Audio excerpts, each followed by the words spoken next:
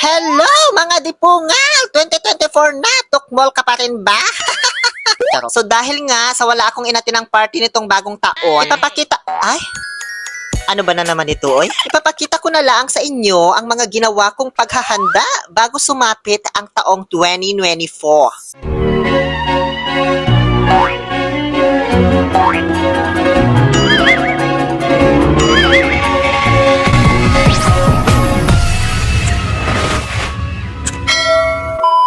Una na dito ang pag-check ko ng aking bigasan. Ayon sa sabi-sabi ng mga di naman mapagkakatiwala ang mga tao. Bago daw magbagong taon, dapat yung lagayan mo ng bigas puno para hindi ka maubusan ng kakainin sa buong taon. Ganon yon. Kaya sakto nung pagsilip ko ng bigasan ko, wala nang laman. Oy, hindi naabot sa isang gatang ba? Kaya buti na lang may nabili akong 5 kilong bigas. Kaya isinalin ko na rin agad-agad. Natutuhan ko to sa tatay ko kasi tuwing magbabagong taon na, magbibilad na yan ng 2 sakong palay para ipakuno. Para punuin yung bigasan namin. Kaya yan ang pinakauna kong naisip na gawin bago magbagong taon. Kaso nung natapos ko na ibuhos yung bigas, halos kalahati lang. 5 kilo lang kasi yung nabili ko. Di tuloy na puno. Pero okay na yan. Magkabsa na lang ako pag naubusan ng bigas. Pangalawa, alam naman nating lahat na kapag bagong taon, bukod sa sinasabing bagong buhay daw at bagong jowa, kailangan din ng bagong itsura. Pero di ako magpaparinoplasty kasi di ko man afford. At lalong di din ako magpapareband kasi maiksi lang naman buhok ko. Kaya dito na lang tayo sa bagong taon, bagong gupit. Eksakto, 2 buwan na akong di pa nagpapagupit kasi nga yung tagagupit ko na si Gerald doesn't understand ay nalipat na sa ibang branch. Kaya nawala na ako ng gana na mag-ayos pa sa sarili ko. Pero dahil sa bagong taon naman, sige na nga, magpagupit na ako sa mga Indiano. Nagpasama ako kay Kenneth, papunta dito sa my barbershop. Sa likuran lang naman ng accommodation namin. Naka-Arabic yung pangalan ng barbershop kaya di ko mabasa. This oras na ng gabi ko naisipang magpagupit, kaya ako nagpasama kay Kenneth kasi natakot man ako. Baka kung ano mangyari sa akin. Sa likuran lang natakot pa. Pagpasok namin, may mga nakasalang na at marami pang nakapila. Ganito rin pala barbershop dito kapag magno-New Year. Madami din tao. Ewan ko kung itong nakasulat na barbershop sa English ay yung pangalan talaga ng shop na ito. Ano yun? Di na pinag-isipan? Ganon? Tanungin ko kaya itong may-ari, Ay, si Kenneth pala yan. Umalis muna kami ni Kenneth kasi inaantok na daw siya kaya sinamahan ko siya pauwi sa bahay baka daw maligaw. Ang tagal man kasi akong isa lang. Diyos ko, dahil ko ba nag-audition sa PBB? Pagbalik ko, ayan, nagantay pa ulit ako ng halos 1 oras bago ako tawagin. Diba? Para lang din akong pumila sa kuhanan ng NBI. So sabi sa akin ng Indiano, ganito daw pala talaga kapag magbabagong taon. Maraming nagpapagupit, nagpapashave, kahit hindi naman talaga sila totally nagsiselebrate. Kung ganun pala, bakit ka pa nakikipagkwentuhan dyan sa kasama mo? Di mo nayariin agad yung buhok ko nang matapos na. Pinakitaan ko pala siya dyan ng picture guys para gayahin niya kasi hindi ko man alam kung anong tawag sa mga gupit-gupit na yan. Tuwing nagpapagupit kasi ako kay Gerald, pag upo ko alam na niya kung ano gagawin sa buhok ko kahit di ko na kailangan magsalita pa. Kaya dito medyo kinabahan ako, baka di niya makuha yung picture na pinakita ko. Tignan nyo, inipit-ipitan pa niya yung buhok ko sa itaas. Pero seryoso guys, habang ginugupitan niya ako, natuwa ako kasi mabilis naman siya manggupit pero inabot siya ng higit 1 oras kasi grinetchen fully, doon niya talaga yung gupit ko. As in. Siguro ayaw niyang mapahiya sa akin kasi first time niya akong gupitan Satisfied naman ako sa kinalabasan ng gupit ko, kaya babalikan ko to. 15 lang po yung singil niya, pero binigyan ko na lang siyang 20 para may tip na 5 real. Kinuha ko na rin yung WhatsApp number niya para mapag-usapan namin kung paano ba ako malilibre ng gupit buwan-buwan. Ayan pala sa malapitan yung gupit ko, pak! Diba pwede na? Gandang pang 2024. Year of the Iguana, as in Iguana Alawi. Alam nyo ba yung feeling na para na rin ako nagpagupit sa David Salon via Bello Medical Group? Pangatlong ginawa ko bago magbagong taon ay ang paglalaban ng aking mga damit na madumi malamang alang labhan ko kahit malinis pa.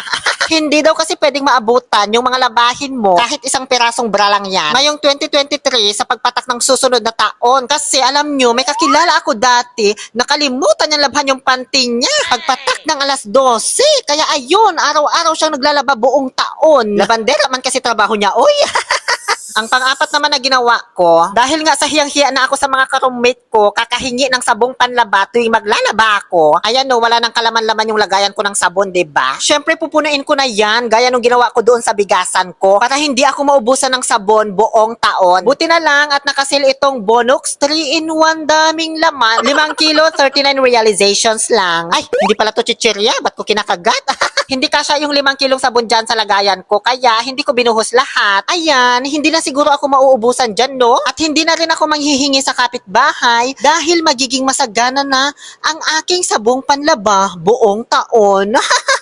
Panglima na ginawa ko bago sumapit ang bagong taon. Napansin kong kunti na lang laman itong dishwashing liquid namin, oy. Tapos yung dalawang lagayan, ubos na. So anong gagawin? Eh di punuin na naman natin. Sakto, may nabili na naman akong naka-sale na Fairy Godmother dito sa Danube. Yan kasi yung sikat na dishwashing liquid dito sa Saudi, Fairy, hindi Joy. At mas marami itong nahuhugasan, no, kumpara dyan sa dishwashing liquid nyo sa Pilipinas. Pinang-feminine wash ko nga din ito kapag naubusan ako, eh. Charot. Siyempre, shake ko muna ala Steven Bansel bago ko isalin para maging mas concentrated siya. Kasi kung sa inyo isang patak, pues itong sa amin, kalahating patak lang, tanggal ang sebong sangkatotak. So, pinuno ko talaga yung tatlong lagayan namin, para hindi talaga kami maubusan ng dishwashing liquid buong taon. At ang pinakahuli ko pong ginawa, bukod sa pag-alala ng mga taong may utang sa akin kung magbabayad ba sila bago sumapit ang taong 2024, syempre inalala ko din kung may utang ba ako. Kaso wala man akong maalala na inutangan ko kahit 5 duling. Hanggang sa bigla kong nasulyapan dito sa may pader namin, yung nakapaskil na ambagan namin sa gas ngayong buwan ng December. Diyos ko, hindi pwede ito. Kailangan kong mabayaran na ito agad. Baka maabutan pa ng alas 12. Magkakabaon-baon ako sa utang buong taon nito. Kaya ayan, agad-agad ko din binayaran yung aking greatest contribution as a Miss Universe or ambag dito sa aming flat na earth. Nilagay ko na sa bulsa ni Doraemon yung 10 at pinaid ko na rin yung pangalan ko sabay counter sign para siguradong nagbayad na ako talaga. Ngayon at natapos na lahat ng problema ko sa buhay bago matapos ang taong 2023, sisimulan ko na sanang magluto ng aking ihahanda. Ito na po yung araw ng besperas ng bagong taon, December 31, kung saan nagpaalam ako mag-day off, kaso hindi man ako pinayagan. Nagkataon, ito seryoso to guys ha. Umulan kasi nung gabi ng 30, uwian namin. Naulanan yung bumbunan ko. Sa pag-uwi ko sa bahay, sobrang sakit ng ulo ko. Ininuman ko ng 2 Panadol, tapos ng pagising ko, medyo masakit pa rin ulo ko, tapos para akong nilalagnat. Kaya heto, umabsent na lang ako. Kaso itong tukmol kong model, tawag ng tawag. Tapos magpapaliwanag ka, di ka man pakikinggan.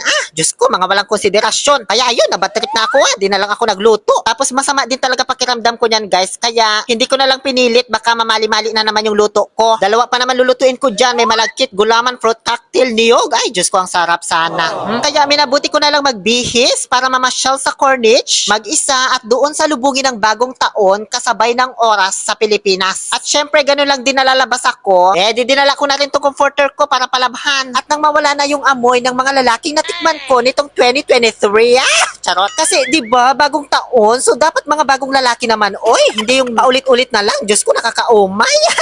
Charot, nakakaumay naman na kasi mga lalaki dito sa Danube. Oy, gusto ko naman matry mga lalaki sa ibang supermarket like Tamimi, Carrefour, Hyper Panda.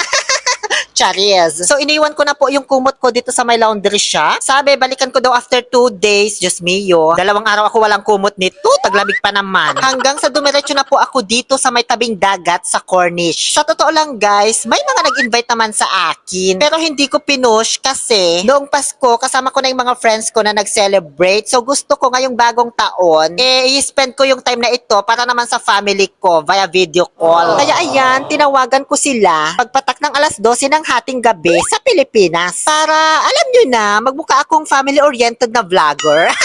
At the same time, magmumukha akong isang mabuting anak sa mga followers ko.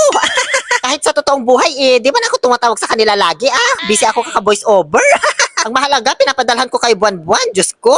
Gusto ko pa nga sana umiyak dyan yung maluha-luha ba, tapos sasabihin ko, miss na miss ko na sila. Ang hirap-hirap magbagong taon mag-isa dito sa Saudi. Pampataas man kasi ng views yun, oy. Kaya nung sa tingin ko sapat na yung na-record ko na video call, sabi ko siya, tama na, maday pa akong i-voice over. Okay na siguro ito, nakatawag naman na ako, di na ako pagsasabihang walang utang na loob na anak.